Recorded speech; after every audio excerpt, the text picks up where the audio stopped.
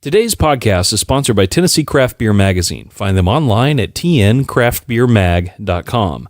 There, you'll find digital copies of their magazine, along with a statewide brewery map, events calendar, and you can even subscribe to their print edition. It's a magazine. You don't have to hide in your sock drawer. That's right. Tennessee Craft Beer Magazine. A mag you don't have to hide in your sock drawer.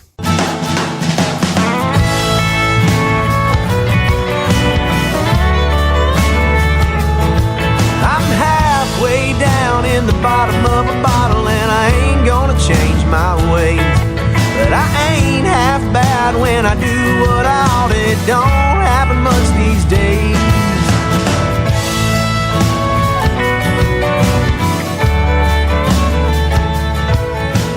All right, well, hey, this is Chris Hill. This is DJ Loop.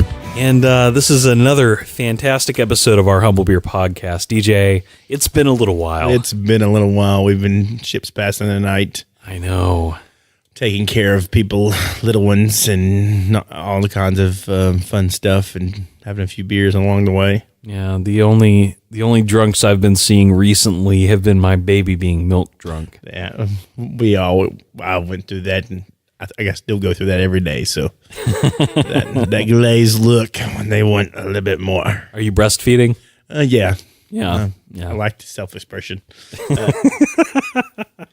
Yeah.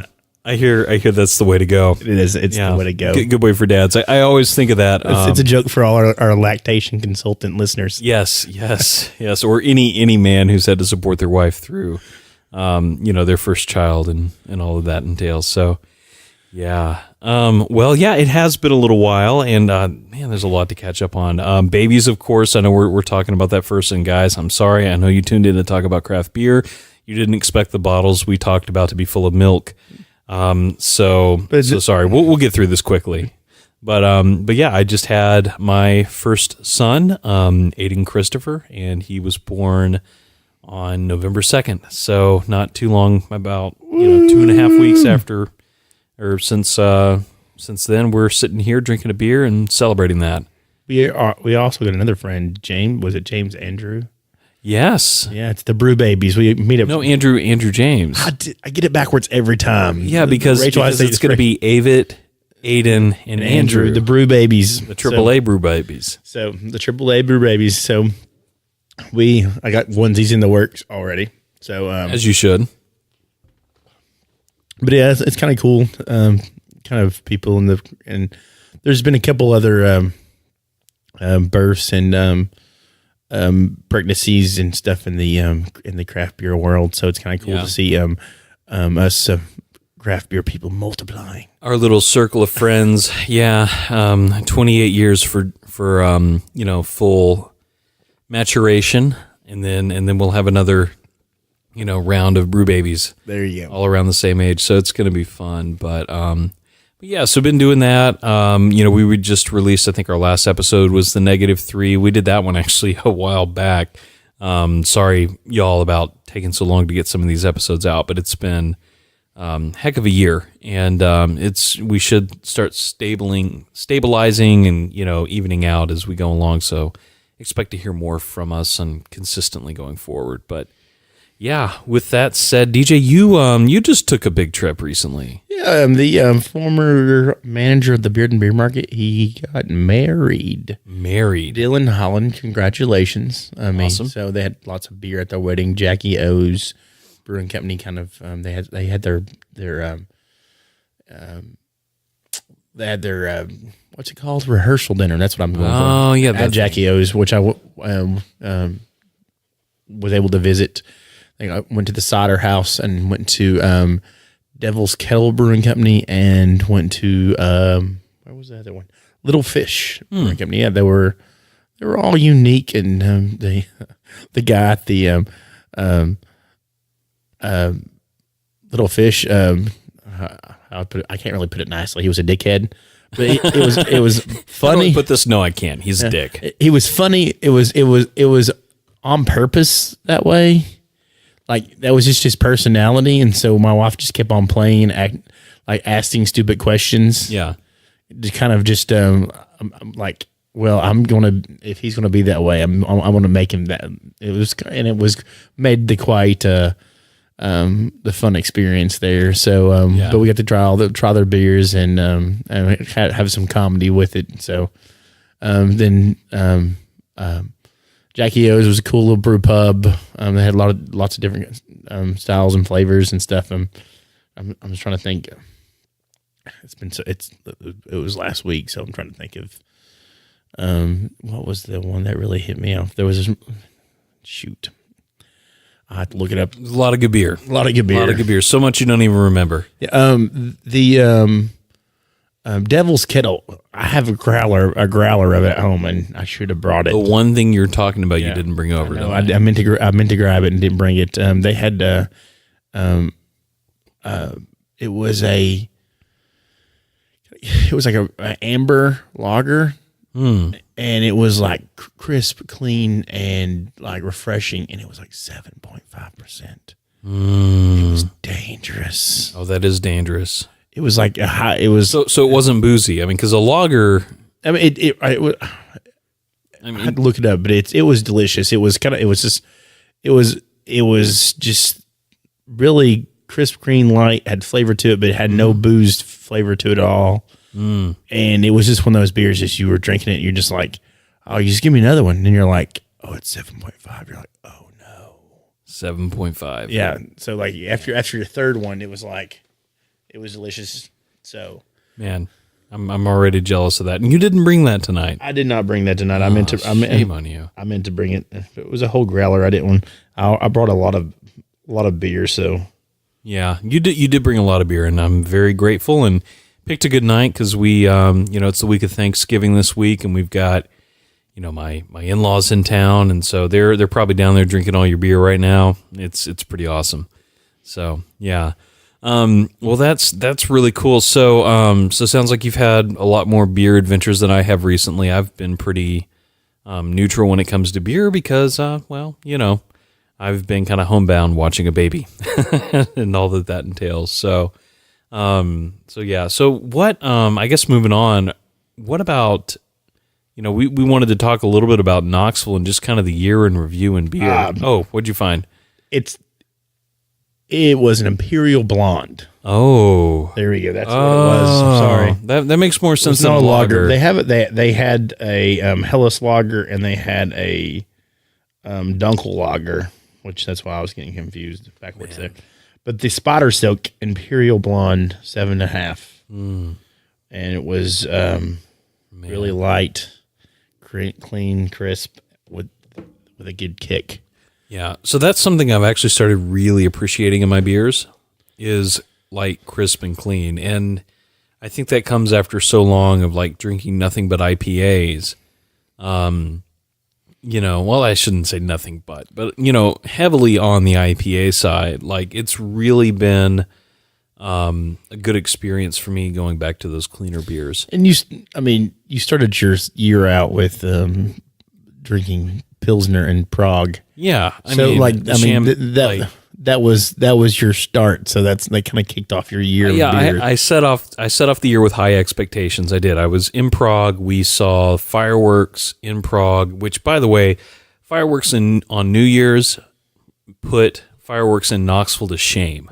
It was an incredible experience. They also have no fireworks laws over there, which makes a big difference in the ability for people to see the firework. Like people were going off and shooting off like those box of mortars. Like they literally lit a box of mortars within 5 feet of a bunch of girls, and they all screamed bloody murder. And those girls were within like 10 feet of me, so like right next to us. Like people were just shooting stuff off unexpectedly and just going crazy. So it was just insane for about 45 minutes to an hour of just like people shooting fireworks off and stuff. It was beautiful too. And the best part about it is I've got all these photos I haven't edited and put up yet. So I still need to do that. But, I think I've already talked at length about my time in Prague, so I won't go into too much about that right now. But yeah, it started out with a bang, no pun intended. And of course we also went to the local monastery that was on top of the hill and had their beer locally brewed, to kick off our new year. So yes, I have been a little bit spoiled with craft beer already in this year. Yeah, but or just to kick off the year.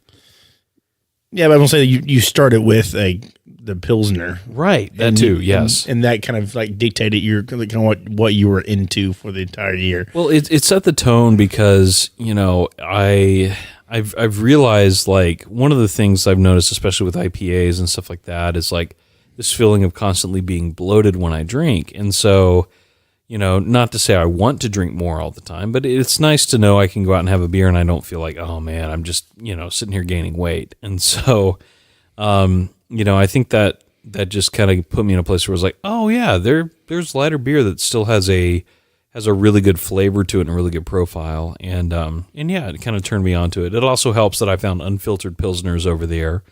And those were a big trend at the time. And so I brought that back and introduced you to them. And again, I think we've mentioned it on the podcast, but I mean, you had it at your birthday party. That Southern Gothic by Sierra Nevada. It is my beer of the year for me personally. It's pretty much my go-to. I like the fact that the unfiltered IPAs came in. That was the New England style, the juicy IPAs. It kind of went away a little bit from the bitter. Right. And I think those are more approachable for non-craft beer drinkers. So that was a good, I think that was kind of a cool kind of style. I mean, all the cool kids were doing it this year. Oh yeah. That was brewery. That was my line when I walked in, and so give me what the cool kids are drinking. And so, because I've almost, of course, I'm going to go with the style. Like, I'm going to try the new style. What's the fad? If it's new sour, the bread, or the saison, or whatever is the hot thing. I want to try just like everybody else does, but I still have my reliables that I'm always going to drink. Mm-hmm. And so and as you get older, you feel like you go back to what you normally like. Right. And so, and for me, it's always going to be just a good, clean pale ale, and just something that's got some hops to it, but it's super drinkable. Like, I guess we're fanboying out on Sierra Nevada Day, like a classic Sierra Nevada pale. Well, and for those who may not have heard, the reason we're fanboying out on it is I brought back a unfiltered Pilsner with me from Prague. And when I got back and finally had a chance to sit down with DJ, we actually shared that unfiltered Pilsner. And the thing that tasted the most like it right after we had it was Southern Gothic. I think, yeah. And so for us, that was kind of like, oh, wow, this is really good. So if you've not tried Southern Gothic yet this year, I found it a couple weeks ago at a local Kroger, so I'm assuming it's pretty easy to find still.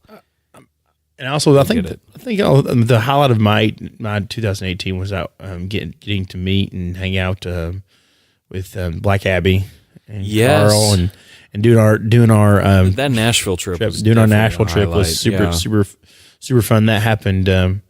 Carrying that inside joke, the horny bunny over to Jackalope was just probably one of my favorite moments on the podcast. Yeah, this past year. That was fun, and just now that I think we've settled in as a city, as to a craft beer almost schedule. You're going to have your springtime releases and your springtime events, and you're going to have your festivals and stuff.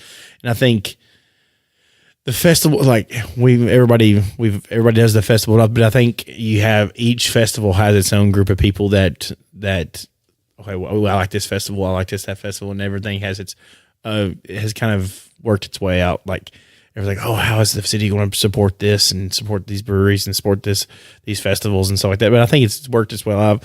And I was super excited to see the multiple Oktoberfest this year. Yes, I think that's something the city has embraced is Oktoberfest, and where it started from 6 a.m. at the Beer Market. Now with Schultz Brown Town, there's 7 different one of them. Yeah, and we have a visitor. Yeah, we do. I think we need to take just a 2-second break and come back. Alrighty, and we are back after that baby break. That was amazing. The baby break.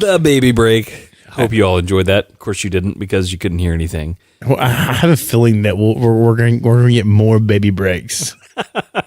And see this, and the fact that we have the podcast is going to be a perfect excuse for us to get together. And just and let our kids just play from now on and stuff. So it's going to be great. I feel there's going to be a lot of future episodes that is going to be interrupted by, "Hey, Dad, watch this." Yes. Yeah. Oh my gosh. Yes. That'll be the day. Yeah. That will be the day. So dads and beer. But where were we? We were talking about New England IPAs. I think we were talking about 2018. In 2018 in general, yeah. Yeah, but I was 2018 New England IPA, same thing. Yeah, pretty much. Yeah, but no, it was and I really like that Nashville trip. I hoped we get to do more trips this year and well, I think the trips are out for this year, but going into 2019, I think we definitely need to pick some up. 2019, yeah. Do some more trips coming up in 2019 and visit some more breweries and do some cool stuff like we did in Nashville and kind of. I mean, but then also we have plenty of breweries here in Knoxville we got to interview. Right. We have to get a Bridgestone. We have to get Elstone. We got to get. We got Balter. We've talked to Balter and Pretentious. So we have endless amounts of content with people to interview. We need to interview all the local breweries, and that's something I was realizing the other day was like we interviewed Crafty, we interviewed Crafty Bastard Brewing, Crafty Bastard Alliance, and why am I drawing a blank on the third one? Who else did we interview? Like Pretentious, yeah. And sorry, Matt, I did not forget you. I have been in baby world, as I know you know and you get. But anyways, but yeah, we interviewed all three of them, and then of course Zach, and we've been engaged with them a bunch, and we see them around, we hang out, we talk. But yeah, no, we need to have them back on the podcast, and we need to have all these other new breweries that have sprung up, and yeah, there's a ton more to come in the next year, as far as that goes. Yeah, so it's gonna be fun just to kind of get back into the craft beer scene anymore. And I think we got a Caba meeting coming up, or Christmas party coming up. So Christmas party, bottle share, Christmas party. So we'll be able to I think make some contacts and get some people down. Pin them up and get them down right for the podcast. So that'll be interesting and get a lot of the dirt and the scenes and stuff and to see what's going to happen and what do you think 2019 will hold for Knoxville or Southeast? Well, before we jump into 2019, another thing I was happy about this year and really honestly very proud of it was the Knoxville Ale Trail map. I know that's something people have been wanting updated for a while. It's something people wanted changes on. Thank you. And, I had a big hand in making sure that came to life, working with the designer, Jason Spade. I say Spadefoot Media is his business, but Jason Shoemaker, on that. And our buddy Pete, actually, from Print Shop was involved as well. And, of course, all the board at Caba and stuff. And so we managed to take that from just a map to releasing the passport program this year. And if you've not heard of this and you see the maps and you go, oh, it's just the same map we normally get. No, it's not. The map is different this year. And even the map that's out right now is completely brand spanking new. And it has in it a passport. So now you can go around to all the breweries in town and get your passport stamped. And at the end of it, go to one of the passport locations and pick up a t-shirt, which is awesome. So you'll make it there? Yeah, I'm gonna make it. I'm good. No, but stuff like that's making Knoxville, I mean, kind of on par with some of the other craft beer cities in the country. And it was kind of cool to see Channel 10 News, our local news station, did like a ride along with the brew bus and kind of stopped at all the breweries on the 11 o'clock news. I guess it's beer's too racy for the 6 o'clock news. I think we talked to a guy like local that was saying, "Hey, we want to do like a Saturday beer thing or something like that at some point." They hate us now. I don't know. They don't hate us, but we're not cool enough. They might miss us. Another sad thing to happen this year. I know you want to jump on to 2019, but another sad thing to happen this year is Sugar Mamas decided to close their doors. And I think, have they officially closed? I've been a little out of the loop in the past few weeks. Yeah, I think they're officially done. And that's really sad. We love Mike and Hannah and all the folks over there, that are there working. Hopefully if you're hearing this and you didn't know that, what the heck, you should have been down there, supporting them. I can't say that I've been that helpful in the past, 3 months or so myself, just because of life. But if you didn't know, it's sad, but they're coming up with something new, and I think that's really exciting. And they're doing something that I've always pivoting. Yeah, Mike. I'm kind of jealous because he's going to be living out one of my dreams in life. And it's been popular across the country, and they're not calling it this. They're giving proceeds of they're doing like a brew pub, and bakery type deal, and they're going to give proceeds of their percentages of their profit back to the community. Yeah, which I love. And so that's been in. They call them philanthropubs. I can't say that word. Philanthropubs. Philanthropubs. Philanthropubs. Philanthropubs. My southernness wants to say it fast. Philanthropubs. Philanthropubs. So, well, you're not supposed to. I mean, Southern doesn't say things fast. Well, it depends on what part of South you're from. If you're East Tennessee, we say things faster. We talk faster. That's true. You would, yeah. If we're in Savannah, Georgia, now you talk like that, and then you can say philanthropubs. But that's all I've always wanted to do that. And, I've been to one in DC before, and I was outside of DC somewhere, and all the distributors and the brewing companies around the area worked with the people, and they worked with the bar, and they would do the pint nights for certain causes, or if I think they even had stuff where like if you had your kids' softball team, they could donate or something like that. They do and so. That's been always something that I really like, because I've always like a pub atmosphere and pub culture. Yeah. And then how the history of the pub culture, because if you think about it, the modern day American craft beer scene and craft breweries is the modern day pub culture. Right. So I think we've gone away from the traditional English Irish pub, which actually it's not that much away from traditional stuff, because of it was cask ales, and each pub was tied to certain breweries and stuff. So it's actually we're might even going back to be more traditional, if you think about it. I think we are, and I think we're coming back with a sense of a more rational sense. I mean, part of what led to the prohibition was alcoholism as a disease, much in the way that maybe the opioid crisis is today. And a lot of that came from the way the communities were founded, the way not communities were founded. Let me rephrase that. A lot of that had to do with the way, the community worked in those days and the way men handled things. So, say what you will about that period of time. Like, we didn't have that traditional British pub with an established town. You were people on the frontier, you were moving in, and you had nothing to do at night, so you went and drank.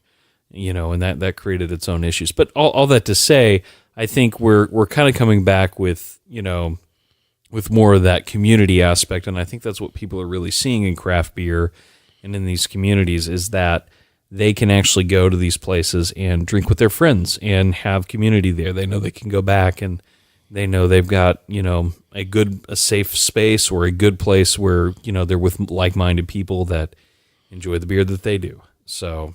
Yeah, I think that means a lot. And that's one of the things that I love that Mike has always produced, just because, you know what? I don't believe probably the same way you do, Chris. We don't agree on a lot of issues. Yeah, we do everything. Down the ticket. and so there's a lot of things in people in the craft beer industry I don't agree with, and they don't agree with me, but there's things that other people will agree with, and vice versa. But it's like a place like Sugar Mama's. It doesn't matter who you are. you could walk into Sugar Mama's and you were a friend and you were loved, and it was all about the craft beer. And I think that actually says that that's pretty much anywhere in Knoxville, like pretty much any craft beer spot in Knoxville. I think really kind of promotes that kind of vibe, which I would agree. Which I really loved, and the fact that they're going to get up to turn the Sugar Mama's closing down to something that's going to be great, and is going to like be something that's going to help the community and farm to table and stuff like that. And so I think it's great, and I'm really happy to see that Mike and Hannah are doing that. It's not just shutting down because they couldn't make it work. It's, hey, we're closing down because we have a better vision for something else, and we want to go do that. And I think that's admirable. And Mike and Hannah, we wish you all the best with that. We love you guys, and need to have you on to tell us about the new thing you're doing. Maybe we can have another podcast where they bring all their baked goods, and maybe we'll both be on like a carb-free diet at that time. It's not going to happen. What, the baked goods? No, the carb-free diet. Carb-free diet. Okay, fair enough. Anyway. But yeah, so I mean, looking forward to 2019. I know there was graffiti recently in town that said no more breweries or something like that, which I just think is stupid. I think it's probably some punk college student that just doesn't understand craft beer because they've been, brought up to be ignorant by pop culture and the dilly dilly movement and all that silly stuff. But truth be told, I'm actually really looking forward to new breweries that are coming in and to see this craft beer scene expand. I mean, even as, Sugar Mama's, goes down and shuts their doors, they're rising into something better. And we're going to see that from a lot of other, places in town. We got Else Brewing coming in. We've got Next Level Brewing coming in. And I think Geezers is still on. Geezers is operating. They're operating, but I don't think they have a tap room. And you'll have they don't have a tap room. Fanatics tap room coming to still in the works. And right. So you'll have a lot of different cool spaces. I mean, I hear rumor that there's even going to be some well-known breweries in the region that don't have tap rooms right now that are getting tap rooms. Yeah. And I can't say specifically. They didn't tell me not to say, but I don't know if I can really say it on the podcast. I think most people know who I'm referring to already, but it's Blackberry Farm. I'll just say that. Yeah, they're constructing a tap room. Or they're hoping to have that done. So. We got things like that are happening, and it's going to be an exciting year. The passport program will continue to be refreshed. The maps will be refreshed, and you'll see new maps in the beginning of the year. First quarter, we'll see some new stuff coming out, so you'll see what all the changes have been. But yeah, there's just so much going on in this town. What are you looking forward to in 2019, beer wise?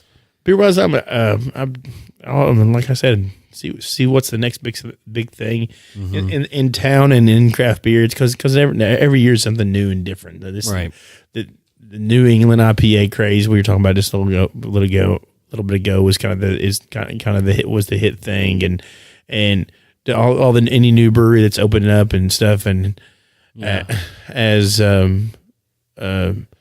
my son gets older and I can he's not that he doesn't need such like the way to put it is like care. He doesn't need such direct supervision. I'm trying to supervision. I'm not trying to be sound like a bad father. Here's like, but by the way, you're an awesome father. I was a little worried at first, but you've proven to be an awesome father. They were all worried. So but when I can be able to get out more and stuff like that, it's because a year old and it's not like where it had to be there 24/7 with the mom and dad. So it'd be good to get back out there and get more to see more breweries and just get back out and see old friends and hit back at Last Days. Get there more often. Have brunch at Balter more often. Hang out with my buddy. I'm at Alliance a lot because it's right next door to my house, and so of course make have pints by the fire at the Beard and Beer Market this winter and just do like the Knoxville, the beer scene, and be able to kind of get back at it in it full force where I haven't been able to since I have had the baby and so I've been able to get out there a lot and see a lot of things and do some travels to a couple beer places or breweries and with breweries and cities and different cities and stuff. So are you taking my photo? I am Instagramming right now. Just keep talking. Just keep talking. I am distracted with the photo taking right now. I'm sucking in right now. But anyway, 2019, it's going to be interesting just to see what new things are on the way and what happens. How do the breweries in town evolve, and how do they change and stuff like that? It's like and what's going to make which one's going to stand out the most, and which one's going to and what's going to be the new thing in town and stuff like what's going to be the next new brewery that's got everybody talking and stuff like that. So it's going to be just an interesting all around to see what happens in the state. Can we get some more laws changed? Can we improve make it easier for breweries to start up? I mean, I think we got to the point in Knoxville where they've got it down pat, and the beer is changing, or the beer laws are changing enough and making it easier enough to open a brewery. But if you can have a coffee shop on every corner, you can have a craft brewer on every corner, and that's what I think. Yeah, I mean, if you can have a Starbucks across from a Starbucks that's built into another Starbucks, then you have enough room for other craft breweries to exist. Yeah, I completely agree with that. I do not think we've reached head count. I'll go back to an old episode where we talked to Marty Vellis back in the day, because we've been around long enough to be able to say back in the day in the podcast. We're 47 episodes in with this one, by the way, DJ. I know it's insane, but with that, comes that, Marty was talking about how the capacity for Knoxville, and he really felt like Knoxville could hold about 50 breweries at full capacity. And I think that there's a lot of validity to that. Yeah, and I think now you're going to start seeing more go out west, maybe. Right. I mean, then you have the Baker's Creek, where that's supposed to that's less than a half mile from my house, by the way. Oh yeah, like you need something a half mile from your house. I already got Sono Taco, so oh man, no, but and I got to hang out with the boys from Elst there at Sono Taco, which was awesome. But man, really need. Elst is not open yet, right? No, their production is. I noticed that their production, and they're out at Pour and all the Flats and Taps family, which is Sono Taco, Cool Beans, I believe, in West Side Flats and Taps. So I got to hang out. They had delicious IPA. Awesome. And I think it was an IPA and a pale, which both beers were delicious, and got to hang out with Chris Sexton, a good buddy of mine, which is kind of cool to see. I'm taking credit. No, it's like the first one. I was one of the first guys he met in Knoxville. So man, I haven't seen Chris Sexton in ages. So it's kind of cool to see that and we just hit it off talking over craft beer, talking about life and beer and him moving in town and I was like, well, let's go here. Yeah. So after three on a Friday night, after hitting 3 spots and drinking craft fishing off at Alliance and stuff, we became buddies, and it's kind of cool to see that it went from us hanging out or just meeting him on a whim after he moved into town, and now he's part of a brewery. Yeah. And that's all, man. It's the magic of DJ. It's all me. I mean, I'm saying it's all him. I'm taking 100%. I'll be the checks in the mail. Right. So it's just really cool to see, like, and that's the way you go with a lot of friends. Like I have friends at Brent Shop. Pete, I've known him for like 8 years at least. I mean, I've known him ever since the beer market or more, maybe even before that. it's been cool. He's part of Print Shop. It's kind of cool to see how like I've known people in the beer industry, and now they own their own breweries or they're part of breweries, and they're help managing breweries, and it's kind of cool to see like people that have been just like me, just regular craft beer drinkers and just hanging out to have a good time. Yeah. To owning and being part of craft brewers and craft beer and making new friendships and going out there and seeing like when you're out at the pub next time and you're having fun, or at your favorite brewery next time and you run and meet somebody new, that could be the next owner and the next craft brewer here in town. Right. So it's kind of cool. We have that cool of a community here. We do. Yeah, and I think Knoxville's just going to continue to grow with craft beer in the next year. I think there's a lot of good growth here as a city as a whole, and I think the breweries are going to benefit from that. So, yeah, I'm super stoked about all that coming up. And then I'm also excited too, just from Humble Beer's perspective. Like I feel like we've got a lot of cool opportunities we've not even discussed beyond just a casual conversation. But we've got some things that are going to open up, I think, in the next few weeks and months that we can do again. And I really want to get back out to Highland, see them. I mean, we were invited out. They're such awesome people, and we're so fortunate to know the people we do over there. But they wanted us to come out and talk about their brand, getting changed, and we still have yet to do that, but I still think it's a relevant story. I don't think we've lost anything by not doing it right when they released it.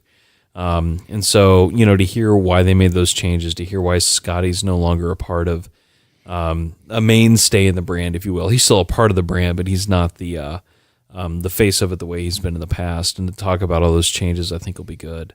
And then also to get out there and, to try Cold Mountain again. I know we just passed Cold Mountain season. And we're right in the thick of it. Well, we're right in the thick of it. We're past the launch. I mean, we're past the big release. We missed the big party. We missed the big party. Babies again. It's all the baby's fault. It's all Aiden's fault. Do you know when the party was? What was that date? It was November the 12th. I think it was a Thursday. It's a Thursday. It's the big release just party. A few days ago. We just missed it. Yeah. So it's not that. It was like last week. Right. But I mean, even then, like, it would be great to go back out there again. I still remember to this day the Cold Mountain that I had with coconut infusion, the coconut infused Cold Mountain, which DJ loved so much. He said it was his favorite beer of all time. What? Why do you sigh? You had to bring up the coconut. Oh yeah. Oh, that's right. Oh yeah, you don't like coconut. No, it's the devil's fruit or whatever it is. It's not, I don't. It's too disgusting to be a fruit. Yeah, it's a nut with juice in it. It's disgusting. Is it a fruit technically, or is it a nut? It's a fruit. It grows on a tree. It's disgusting. So yeah, I think it's a nut or a fruit. It automatically induces vomit. Yeah. But it is a cocoa nut, so it is technically maybe a nut. I don't know. I've not ever explored this in any depth. I wish we had pocket computers that would let us know information. I know it'd be amazing, but you know what? We're too good for that. But yeah, true. But you know what? Speaking of Cold Mountain, we might as well start moving that way into our, into talking about Cold Mountain, because we actually have with us tonight 4 years, 4 years of Cold Mountain beer. No, and some of it was saved on purpose, and some of it was saved on accident. Procrastinated. So just to take you back with why I have a 2015 and a 2016 Cold Mountain sitting in my house. The 2015 was saved just because I wanted to age it for a year, because the first year we went to Cold Mountain was 2015, and I really enjoyed the aged beer we had from the year before. So I thought it'd be cool. Oh, I'll save a 2015 beer. And then the 2016 was done because I was telling a friend about this while we were at Highland recording. He was a friend of mine from college who came in to see the show, and he lives in Portland now. He was visiting Asheville, and it just serendipitously worked out that he could be there at that time. And so we talked about doing a beer trade. Ben, you're going to lose your beer tonight. I'm sorry, buddy. We have not been Underwood. You're still cool, but Davenport. Thank you, Ben Davenport. See, I've almost forgotten your name already. That's how dead to me you are. No, I'm kidding. I am kidding. But seriously, Ben, you are losing the 2016 beer Flip Top that I had saved for you because we were going to do a beer trade, and then it just kind of fell to the wayside. And I said, hey, give me your info, and then he never got back to me, and so I just kind of forgot about it. And the beer's been collecting dust. So we're going to try the 2016, and then DJ has a 2017. Well, I usually buy a couple of bombers every year and for the house, and I like to have them my Cold Mountain around Thanksgiving. Yeah. Pre or post celebrations as a part of. I'll probably get, and I always keep one because I like to do Cold Mountain in July. Because there's something about like a nice Cold Mountain, like when nobody else can have one. And I know there's like 1,000 people that do that too, and I'm not the only cool one out there, but it makes me think I'm cool. Well, you are cool. I mean, they had Cold Mountain at Brewfest a couple years ago. I remember, like a barrel age they did. And I also got to set the record straight. All these Cold Mountain haters, and there's some out there, and I don't know why. It's just delicious spiced ale, okay? I don't think it's trying to be anything it's not, okay? People go, oh, I don't see what the big craze is. It's tradition. It's something cool. It's something that changes. It's part of the Southern craft beer. Yeah. Okay? Just like it. I mean, is it just something that people that have been around, it has been around for so long that some people go, oh, I don't see the big deal about it anymore. I'm like, it's something cool. It's something traditional. Yeah. And it's something that the flavors taste different every year, and it's something that's just unique and cool to the South. Yeah. Southern craft beer. And it's part of Southern craft beer history. Right. So if you're a Cold Mountain hater, you'll hear it from me on the streets. Yeah. Yeah. So don't be hating, or you'll get it from DJ on the streets. You heard it here. On the streets. On the streets. I'm cool like Joe Rogan in this, I think. Yeah. More like Prison Mike. Whatever. Yeah. But I'm just saying. You're tough. You hear them all the time. Cold Mountain's not cool anymore. It's cool to me. It's still cool. It's still cool. So with that said, we've got the 2017 and, of course, we've got the 2018. So you're about to hear a podcast first, doing 4 years in succession of the same beer. Now, we're not going to down like the entire Flip Top and go on. I mean, it would probably be a more entertaining episode if we did. But we are going to drink them. We're going to get some sample cups, I guess, up here, and we're going to enjoy the beers we got. We got to do some photo ops. And we got to do some photo ops too. So with that said, we're going to take a break, get all that set up, and then we will be back up here in apparently the Joe Rogan room, which I think is a terrible name for it. I think it's the Joe Rogan room. No, Humble Pod. That's the name of the Humble Pod. The Humble Pod studios here. And yeah, we'll be talking soon. 'Cause I'm halfway down in the bottom of a bottle, and I ain't gonna